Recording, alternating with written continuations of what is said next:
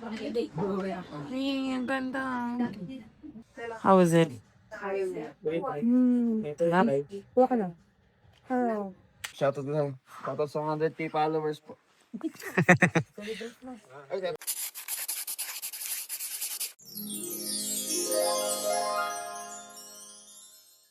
Hi guys! Welcome sa part 2 ng ating Baguio and Sagada vlog. As I mentioned from the previous vlog, 5 a.m. talaga yung alis namin. So, right now, it's 7 minutes past 5 a.m.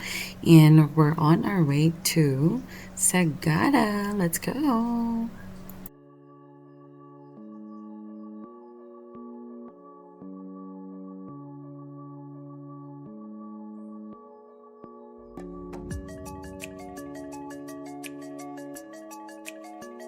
Grabe taas.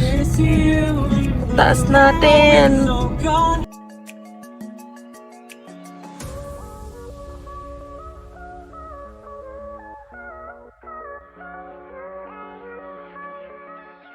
As I've mentioned last time, Sagada is still 4 hours away from Baguio. So, mas maganda agahan nyo talaga para masulit yung punta nyo sa Sagada. Mas marami kayong magagawa. And just in case hindi nyo pa napapanood yung part 1 ng ating Baguio and Sagada vlog, ilalagay ko na lang yan dito and lilink ko na lang din sa baba just in case interested kayo. And forgive me because you might hear me say many times, as in many times, how beautiful Sagada is. So, heads up lang. Maganda talaga siya.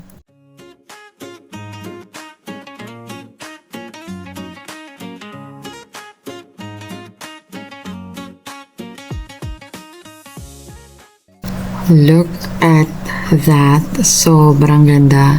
Hindi na masyadong mabigyan ng justice ng camera yung ganda. Ay, naku, nakaka-inlove talaga. And by the way, this is located in the highest point sa may Atok Benguet. According dun sa banner nila, this is 7,400 feet above sea level. But according to another source that I found, it's 8,914 feet above sea level. And this is the second highest mountain in the Philippines after Mount Pulag. In, I don't know, it's really good. Sobrang ganda talaga. So, nag-stop over lang kami dito para mag-CR at saka nakabili rin kami ng konting pasalubong. And after nyan, we're back in the road. Let's go!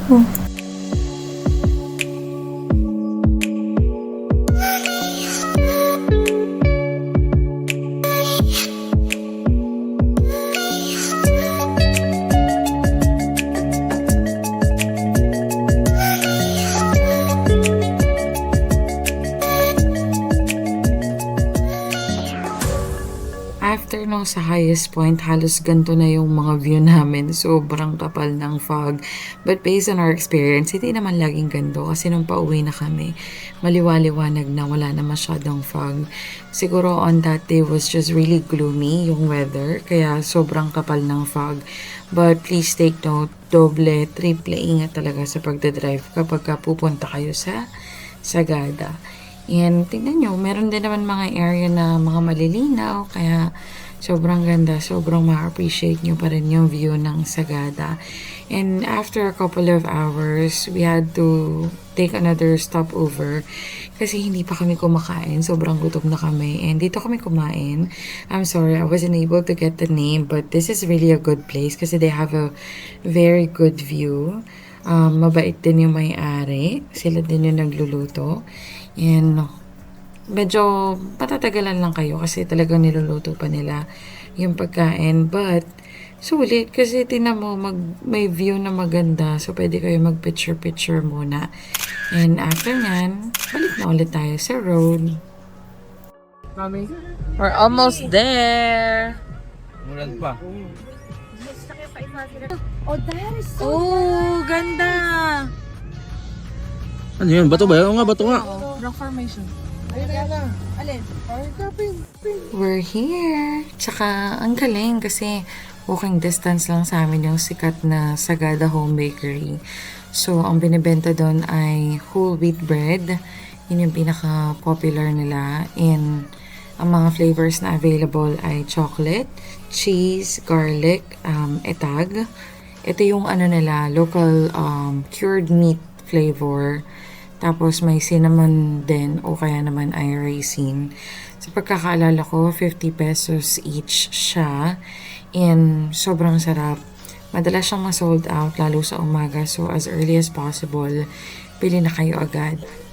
And ito na, nandito na tayo sa ating tutuluyan, ang Canipao Pines View Lodge. And wala kaming pagkukumparahan kasi nga first time namin, pero so far, maganda naman yung naging stay namin dito. Marirecommend din naman namin yung mga tao at saka yung place. And ito yung mga attraction na pwedeng puntahan.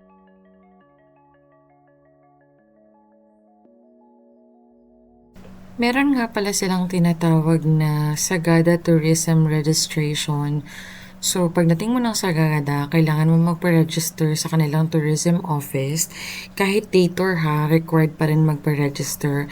Pero dito sa may Canipao Lodge na pinagstayan namin, imbes na kami yung pumunta doon sa may Tourist Information Center, sila na yung tumulong sa amin para magpa-register. So, binigyan lang nila kami ng form, tapos yun, nag-fill out ng kami. And sa pagkakatanda ko, may bayad din na 100 pesos per head. And ayun, so mahalaga yun ha, kailangan gawin yun. And ayan, nandito yung room namin sa may second floor. Yes, second floor ang tawag nila kahit pababa siya. Pero tingnan nyo naman, di ba? Sobrang ganda ng lugar. Sobrang ganda ng place. And hindi siya yung solo namin yung pinakalugar. So yung napili namin na area is meron siyang, sa pagkakatanda ko, 4 rooms yon. And ang nakuha namin is yung 2 room na magkatabi. Tapos itong area na to, yung merong fireplace, tsaka yung may upuan, common area yan, nitong 4 na room.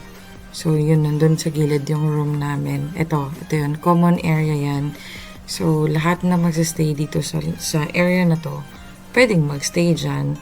And wala tong cooking area, heads up lang. So talagang rooms lang siya. And yan, may provided din naman silang water. Tapos yan, yung room namin sa may room G. And quick room tour lang tayo. Meron lang yan 2 bed. Meron din silang provided na parang cabinet area dyan. Meron ding salamin. At saka syempre meron ding CR. At syempre, mawawala ba yung napakagandang view. Sobrang ganda talaga. Again, I'm sorry pero paulit-ulit mo sasabihin ang salitang maganda dito sa vlog na to. Nagpahinga lang kami ng I think almost 2 hours and after niya nag-proceed na rin kami sa tour which was organized by the Canipao Lodge na. So less hassle talaga para sa amin. Ang itinerary namin nung araw na yan ay Sagada Pottery, Sagada Weaving, at saka yung Ganduyan Museum. So, first stop natin ay ang Sagada Pottery. Anong pangalan ni Kuya? James. James Reed. Thank you, Kuya. Ford. Iba. James Ford daw, hindi daw James Reed. Ang lamig, ang sarap. Sige, go.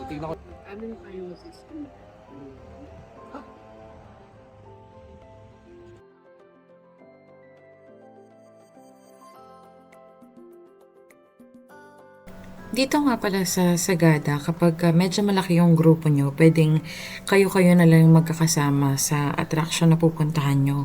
Pero, let's say for example, 2 lang kayo o mag-isa ka lang, pwede ka naman sumali sa tawag nila ay joiners para mas makatipid ka.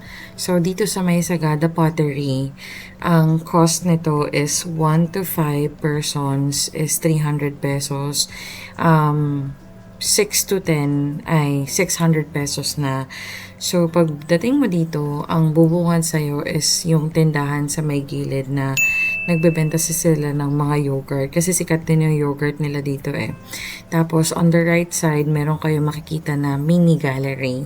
So dito sa mini gallery, makikita niyo yung mga iba't ibang gawa nila na pwede nyo rin namang bilhin. At take note, may second floor yan. So madami kayong pagpipilian dyan. Heads up lang, medyo pricey yung mga items dito. But it's the skill kasi na binabayaran mo. Well, i-explain din naman yan later on. Pero, like for example, itong nabili namin as a gift for Momshi was around 1,500 to 2,000 if I'm not mistaken. So, again, medyo may price siya talaga. Mga Starbucks level ang pricing nila. But then again, handmade kasi talaga lahat. And another heads up pala, you have to wait for your group to be called before kayo umakyat. So while waiting, ikot-ikot muna kayo dito sa may gallery nila para makapili din kayo kung meron kayong gustong bilhin.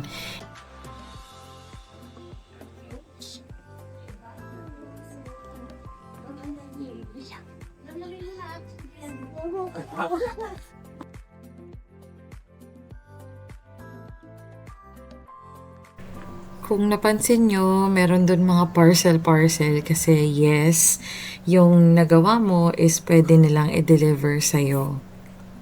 So at first, bibigyan muna nila kayo ng maiksing discussion lang naman regarding the history of Sagada Pottery. And ito ay na-inspire ng simpleng pamumuhay ng mga locals dito sa Sagada kasama ang tulong ng ilang foreign artists noong early 1990s.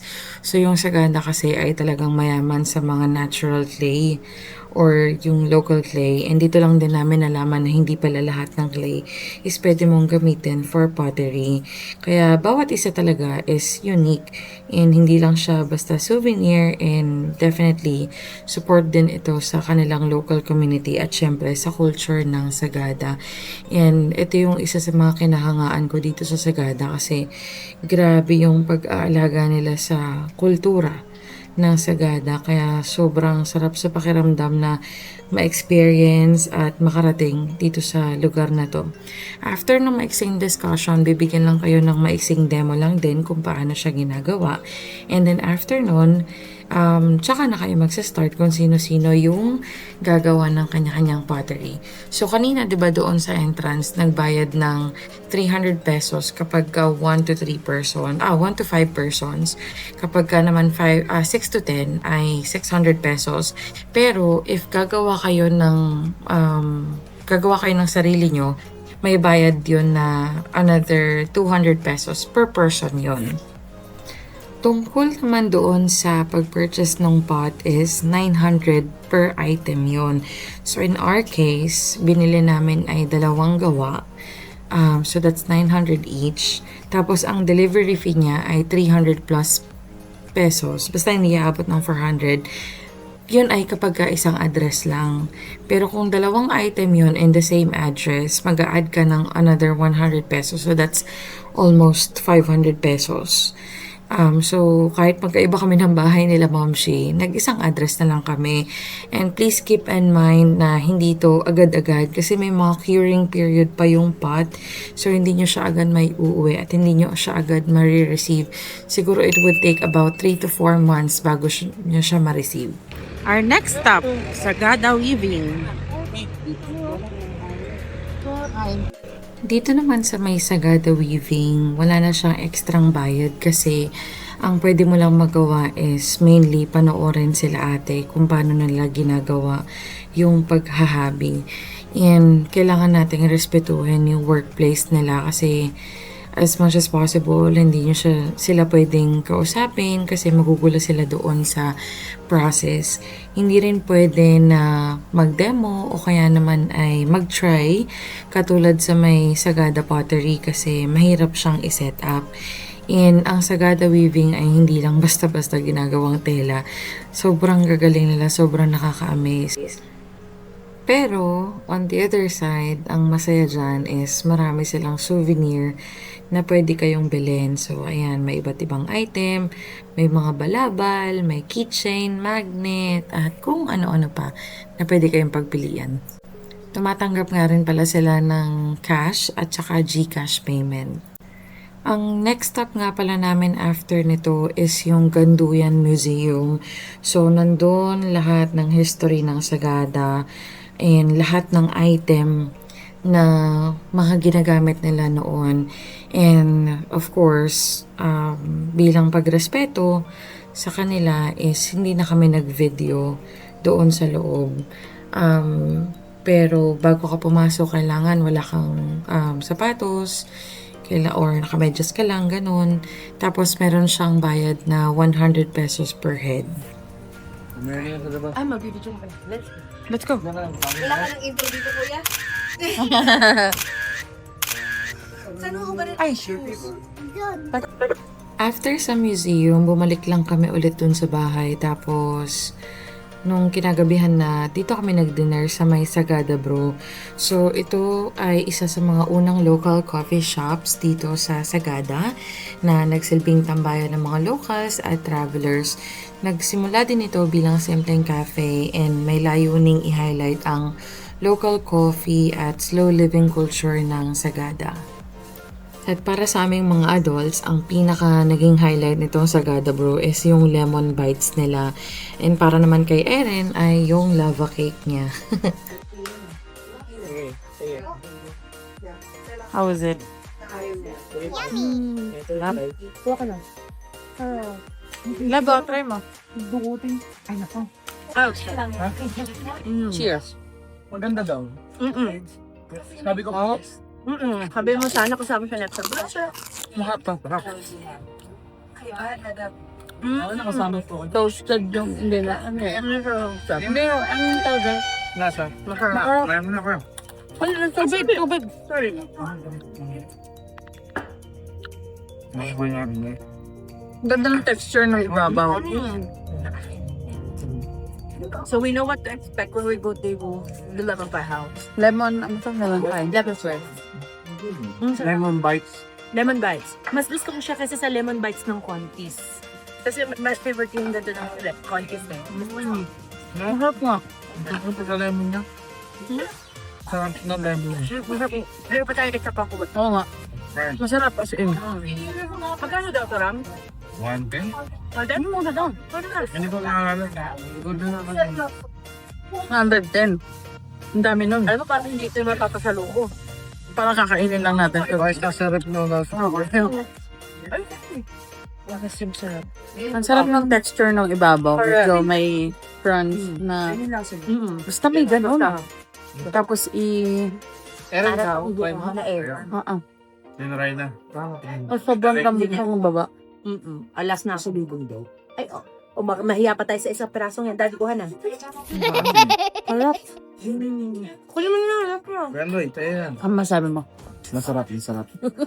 Ikaw, ano masarap? Solid. Ikaw, ano masabi? Hindi masarap. No. Ikaw. Parang box. Parang mas daw. Diba? Magkakasing kande. Mas masarap. Mas masarap. Ang lasa ko? Ang sarap. Kasi mamoist-moist siya. Yung ano, Bago na. Pamamapit. sobrang mamas yung baba. Ang sarap. Sarap. Try nyo. Try nyo.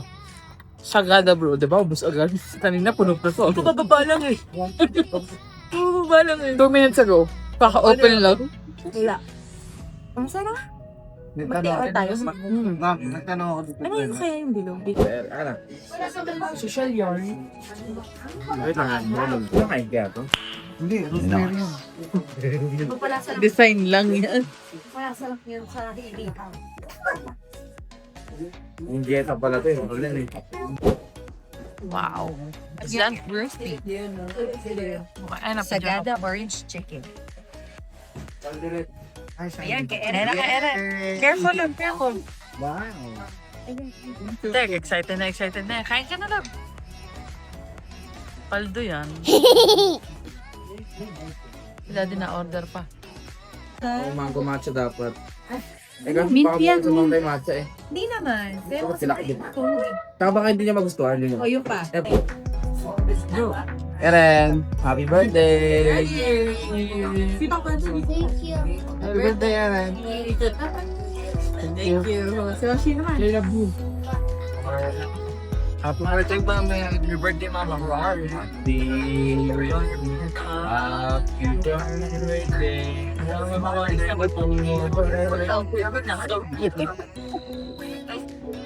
Happy birthday.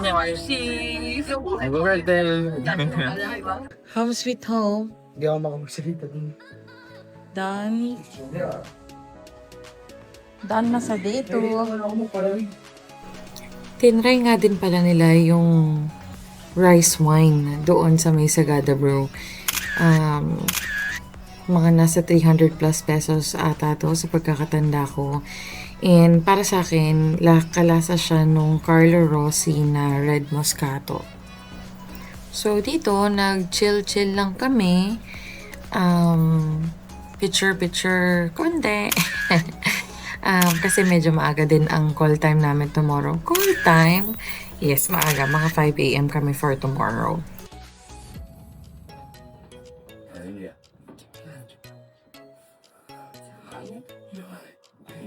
Time check. It's 5:07. Bros Inasal, Sagada, Mount Province. Isang araw talaga pa. Ganda. Ching. Tayo. Ha? Ang bango.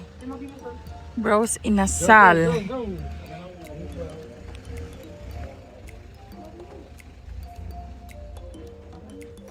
Uy, ang bango. May doggy.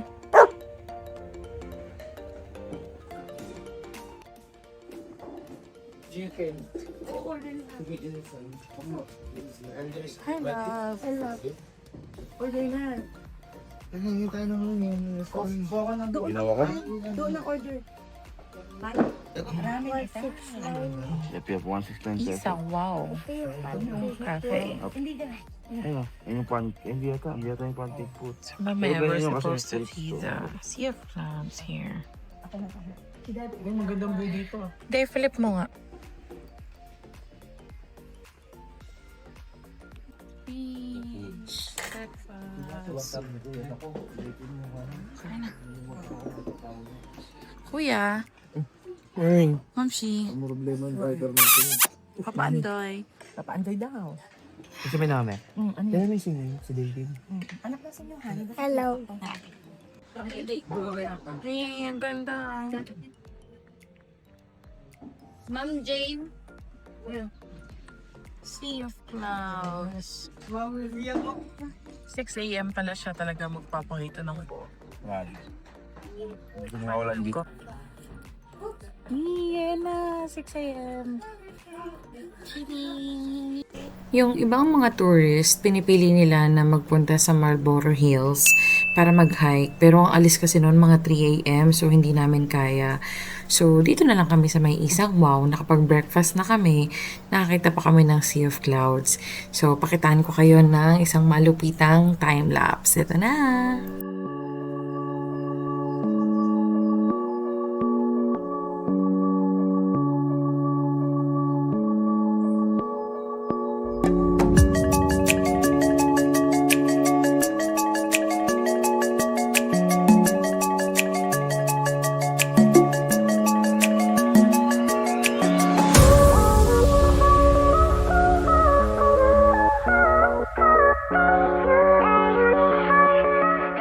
Grabe lamig. Daming flowers.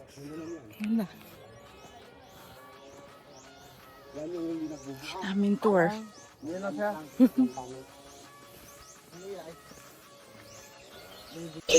So, ang last stop natin ay ang Hanging Coffins. Pero bago tayo makarating doon, ang bubungad sa atin ay yung Echo Valley Cemetery. Tapos, for today, ang tour guide natin ay si Kuya James Ford na din. O, diba? Sabi nga namin kung hindi lang din ikaw, Kuya James, wag na lang. So, malaki yung paniniwala nila dito na kapag ka namatay yung isang asawa, ay susunod agad yung isang asawa. So, kapag ka bumibili sila ng lupa dito para sa libingan, 2 slot agad yung kinukuha nila kasi gusto nila or kailangan magkatabi yung mag-asawa kapag ka namatay. Nung una, akala namin ito na yung hanging coffins. Pero we're all wrong. Hindi pa. Ano pa lang to, yung talagang libingan sa kanila. So medyo mahaba-habang lakbayin pa talaga yung papunta sa hanging coffins. Ito nga pala yung tinatawag nila na Veterans Tomb sa Sagada. Isa itong pag-alaala sa mga local Igorot fighters na tumulong at lumaban noong World War II. And sa madaling salita, ito yung tribute nila para sa mga World War II local heroes. So dito sa area na to, ito pa lang yung umpisa ng papunta doon sa may hanging coffins. So, ay grabe. I don't mean this in a bad way, pero kailangan ng mahabang preparasyon kung magbabalak talaga kayo pumunta sa hanging coffins kasi sobrang layo talaga. Pero imagine niyo na lang yung mga sinaunang tao ng Sagada. Wala silang mga railings na katulad nito. Walang maayos na hagdanan. At ibababa nila yung mga bangkay, buhat-buhat nila, mano-mano yung patay papunta doon sa hanging coffins. Ay grabe.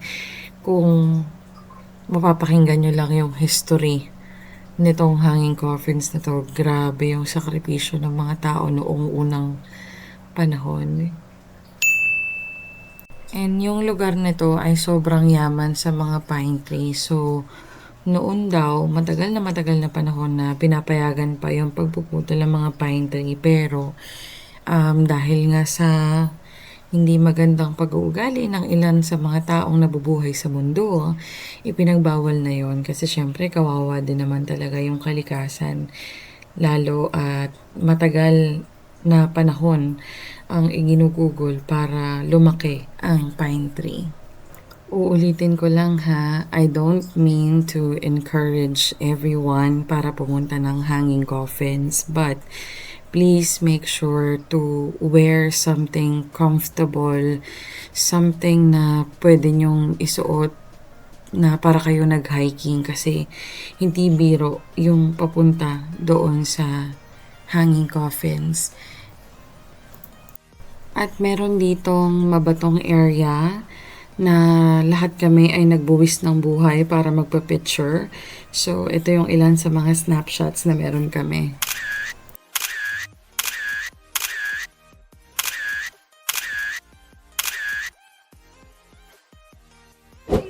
Ay, tama. May tama. Bale, doon yung pupunta Father, wait, natin. tayo. Baba. So, asahan nyo, bababa tayo. Akyat din tayo. Sa mga hinamin yan. Naku, buti pala hindi sinabi kay Ma'am Shi kasi hindi tutuloy ito.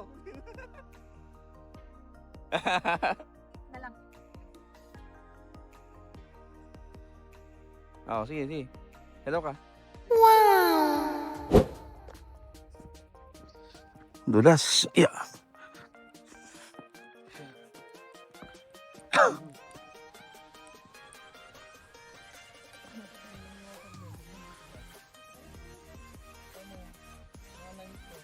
Baka ito yung viewpoint ko ng hanggang. Kita na dito. Sige. Dahan-dahan. Sige, sige, sige. Okay. Dati sabihin mo si Erin na ito kay dito sa ating ano. Mamaya, sabihin mo na, tapos mamaya ka mo.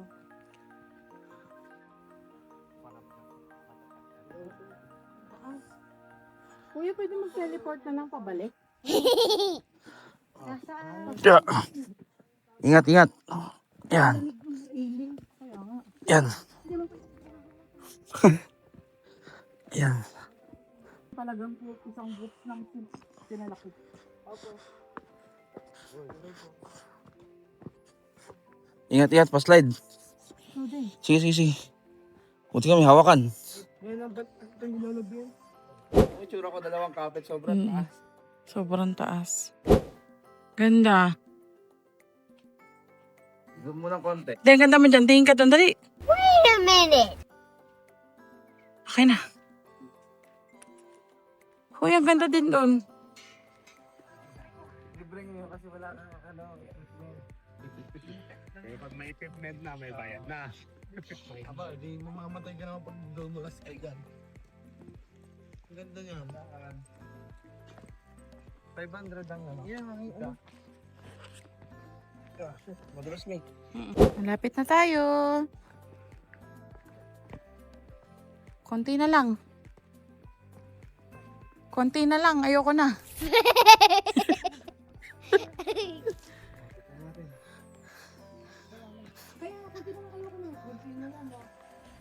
Sabi ni Kuya, napakabagal ng mga are. Teka lang, Kuya. Pangiti oh. Tataka lang tayo ni Kuya oh. Kita-kita ka, Kuya. Ito mo.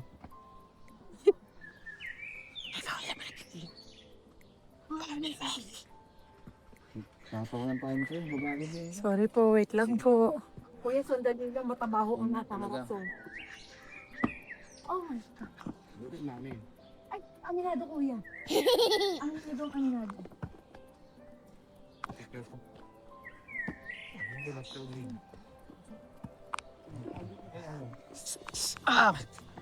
O, di ba? Ginusto ko to, di ba? Saan tayo galing? Taas? Taas yung galing yan. Nandun lang tayo kanina eh. Tabi-tabi po. Yes. Galing tayo doon sa taas.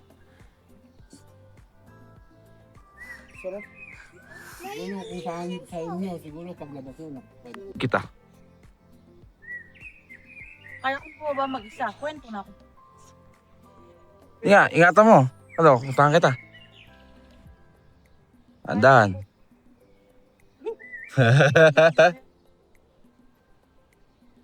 Ang dami, tutulis niyan.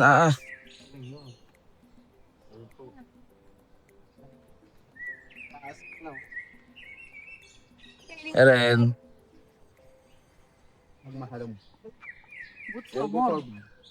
Umakit na nakaboots.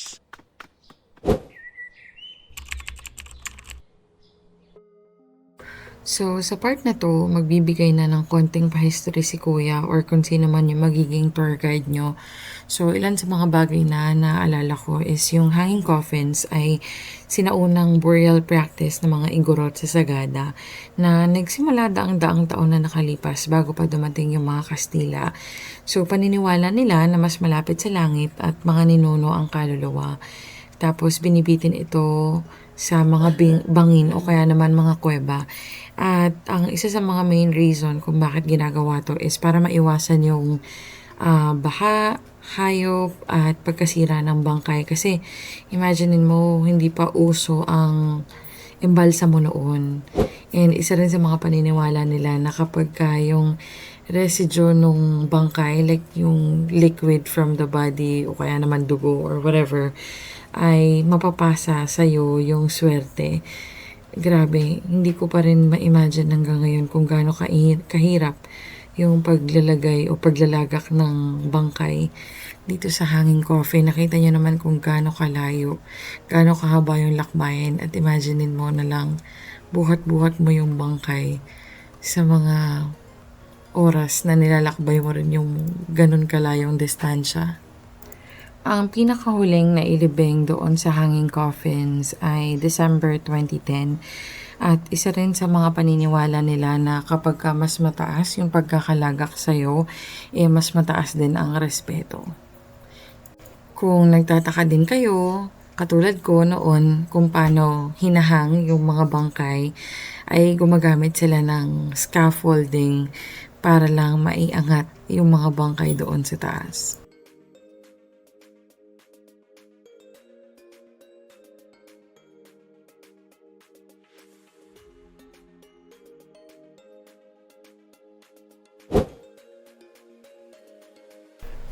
So, pagbalik namin doon sa may entrance, nagbayad lang kami ng environmental fee. Sa pagkakatanda ko, parang mga less than 50 pesos yun per head. Tapos sa Kanipaw naman, nagbayad kami ng total ng 1,400. So, ang unang arrangement doon ay 700 pesos doon sa service from yesterday at saka today. Tapos 400 pesos para sa tour guide sa may hanging coffins. Tapos kaya lang siya nadagdagan ng 300 pesos kasi nagpasundo na rin kami pa uwi kasi nga sobrang pagod na kami. Hindi na namin kinaya lakarin pabalik. Nabol ko lang. Isa din itong Sagada Hub sa pinakasikat na kainan dito sa Sagada. And kung kakain kayo dito, please huwag niyong palampasin yung pares at saka lechong kawali. Sobrang sarap. Masarap din yung kape nila dito. And ang napansin ko sa Sagada, more on mga silog meals talaga sila. Tapos halos lahat ng orderin mo dito talagang merong pasalad. Kasi nga 'di ba sobrang fresh ng mga gulay dito.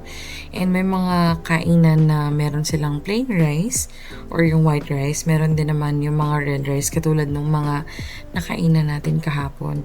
And ang range ng pagkain dito is 200 plus lahat ng kainan, mga basta less than 300 per meal ang babayaran nyo.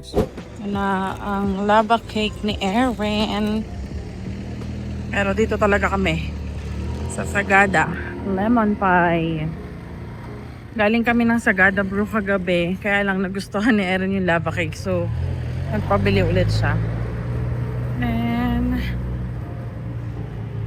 puntahan na natin sila. Let's see. Sagada Lemon Pie House.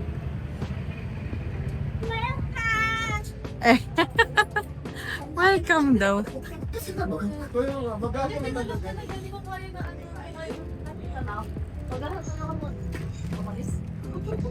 Who bought your shoes?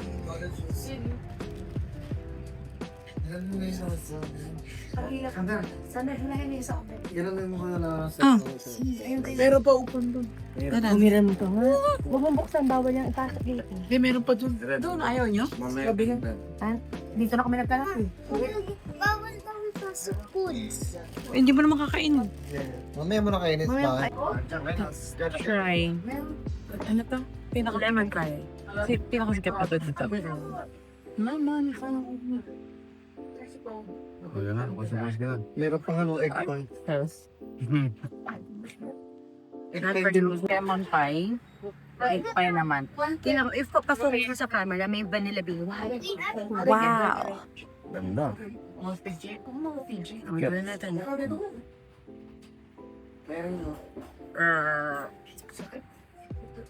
sabi nga ni Ninong Guy, the perfect bite.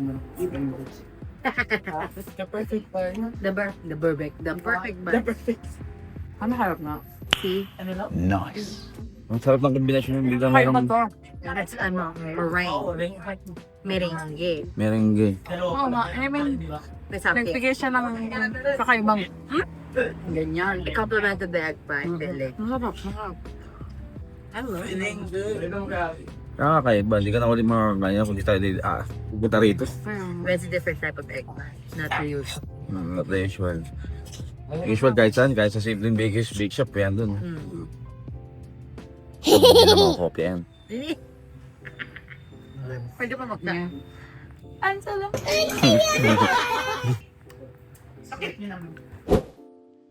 Unfortunately, na-corrupt na yung ibang video namin nung pauwi na. Pero, yun na din naman na yung last stop namin. Nung hapon, dapat magmumotor pa kami kasi merong option para mag-rent ka ng motor. Kaya lang, umulan na din so hindi na rin namin natuloy. So, mostly talagang pahinga na lang yung ginawa namin nung the rest of the day. Tapos kinabukasan, mga 9 a.m., umuwi na rin kami pa Batangas kasi doon naman, dire-diretso na yung biyahe namin. Mga 16-hour drive hanggang Batangas na yun. So, ayun.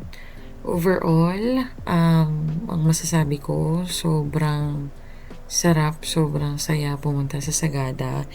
And definitely, this is not gonna be my last. But, yeah, we just need to consider kung paano tayo pupunta. Kasi nga, yung daan is medyo mahirap. So, most likely, pwedeng mag-rent ng van. Yun talagang magaling mag-drive kasi paangat talaga yung mga daan dito.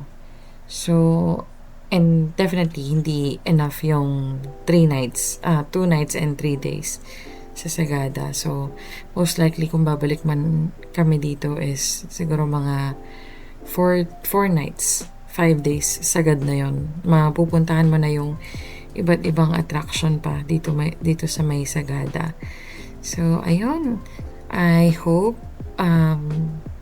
na nabitbit namin kayo ng maayos sa aming travel. And yeah, definitely, pabalik ako sa Sagada. And as always, thank you so much for watching. See you on our next vlog. Bye!